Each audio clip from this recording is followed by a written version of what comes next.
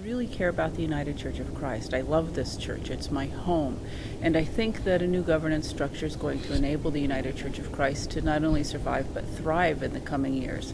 I think a single governance step is a really important step for the church to be taking because it, again, reflects a sense of unity that we don't see in the current structure. We see 5 different groups that sometimes come together once a year to talk about a few issues, and then a general synod. But other than that, we focus on our own program areas. Financial situation has not introduced this, but it has certainly sped it up, and it has made us willing to consider things, required to consider things that we might not have even a year ago, to see them differently. I think this single governance structure is going to help us to respond much more quickly and in a much more coherent manner than we've been able to do in the past. Well, the easy thing to say was trust us, but I think the more difficult thing is to realize that in this changing, fast world of ours, that we're going to need to be more responsive to meet the critical needs nationally, regionally, at the local level, at the church level, and globally. The United Board will allow us to work together and hear from all settings of the church and really be a united church together rather than separate divisions within it. I think it's bold because it's leaving behind some of the patterns that we've embraced in the past. The single structure has built into it a lot of models of affirming our diversity and making sure that we continue to be a multicultural, multiracial, just peace, open and affirming, accessible to all church. I think we need to be taking some risks, and I think sometimes some of the reluctance to embrace this model is based in fear. Almost any proposal would have its pros and cons.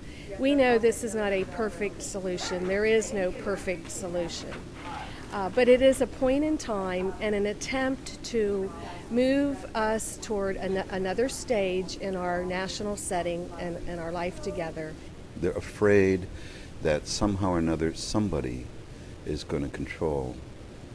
But when you look at the structure itself, you see that there are woven throughout it a lot of checks and balances, a lot of points at which different voices really do have an opportunity to speak, a place at the table. It's really hard to believe that someone else loves you as much as you love yourself, or can love you as God loves you. We talk about it all the time. And then to say, because I believe that, I don't have to be in the room when decisions are made because I can trust you.